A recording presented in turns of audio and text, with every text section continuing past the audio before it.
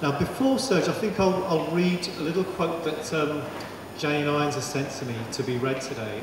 Actually, she sent me quite a lot, and there's too much to read in the space of time that we've got. So I'm going to just talk a little bit about what she says about black musicians and the difficulty facing black musicians in the UK.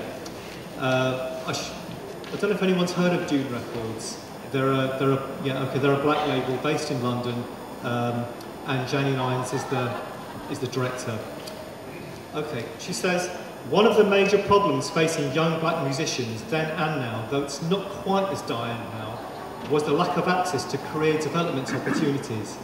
The majority of jazz musicians in the UK are white middle-class kids who've had private tuition from a very young age, had their own instruments, gone straight into the local youth jazz orchestra, studied music at school, then gone into one of the conservatories, while perhaps also joining the National Youth Jazz Orchestra. After that, they came out already having become part of a network, making it easier for them to find work. Not so for your average young black musician, who very likely has started music late because of cultural or economic reasons, or both, has not had the opportunity to take up music at school or had their own instruments. These youngsters are then significantly behind their white counterparts by the time they go to college. So, they don't make the grade to go to a conservatory because, for example, their music reading skills may not be up to scratch. They're not in any kind of network, so have little if any support, and so they fall by the wayside. If they're lucky, they might get the odd gig in the local pub, but little beyond this. She also talked a little bit about trying to run Dune Records. She says, as a commercial organisation, I think it's significant that a black-led organisation has managed to stay the course in this industry and develop its own niche. Let's face it, it's still very hard for black people to gain any kind of foothold in this, or indeed any other business. As my father says, as a black person you have to come first to come third. So we have to work much harder and be significantly better than our white counterparts to get just a fraction of what we actually deserve, or to get as far along the field as we should for the same level of input and endeavour. It's also important for us as black people to create our own opportunities because there ain't nobody out there going to hand them to us on a plate. If we want to change our lot, we've got to go about changing ourselves. We have to dig our own foundations and build our own houses so that we can have some control over our own future and have something solid to pass on to those who come after us. Furthermore, we hope that our successes will inspire others to follow suit and give them the confidence to take their destiny on their own hands. Okay, some of that will relate to some of the things that Serge is going to say, I think. So, Serge, would you like to introduce the track? Just briefly introduce, and you can talk a bit more about it later.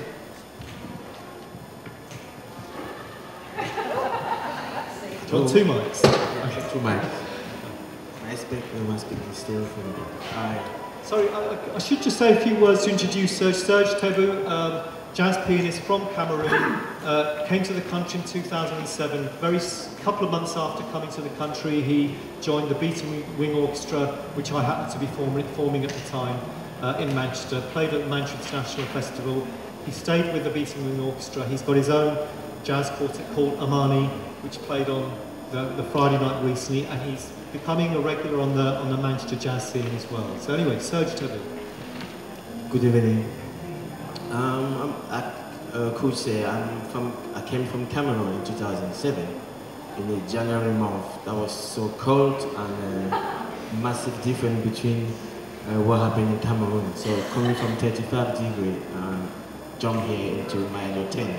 So it wasn't pleasant for me. Yeah. I would like you to listen to the track from Joyce Avenue called The Patriot. One of the many reasons I choose the track is because it's just to show you how I think jazz should move on. Not just stay in the same places. Oh, that's Joyce Avenue on the screen there at the moment. Yeah. Not just stay in the place he was 30, 40 years, 60 years ago. So, and then after you listen to the track, I'm going to say a few things about the tracks after.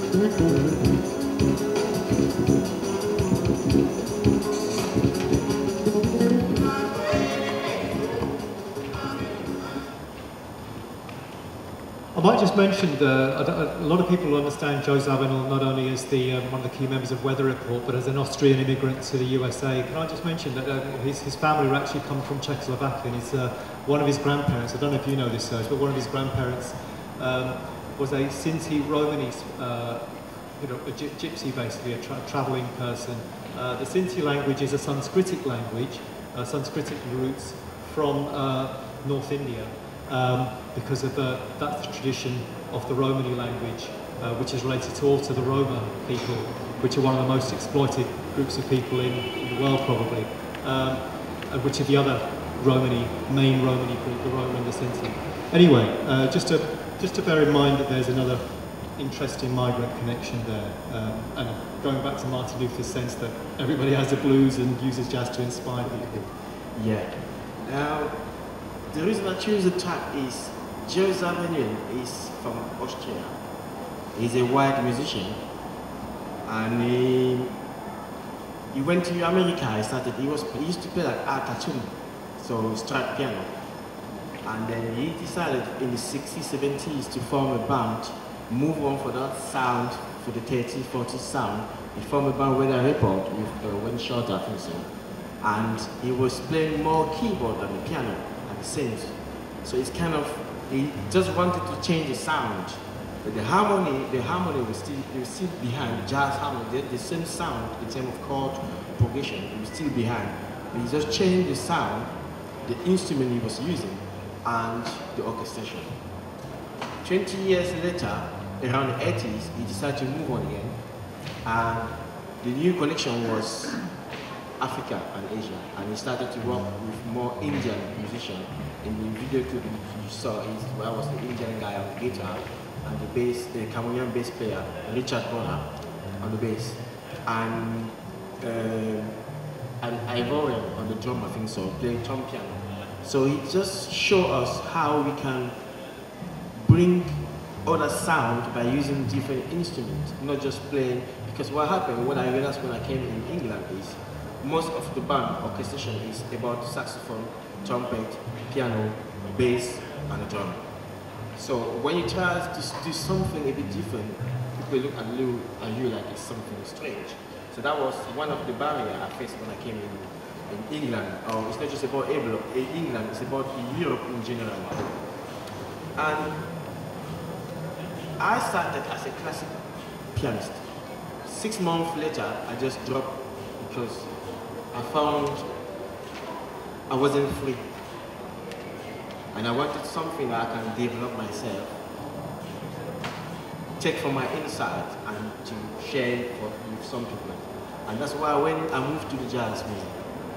But when I came in Europe, I realized that people coming from the college, the system, the conventional system, most of them, they all sound the same at the end of the college.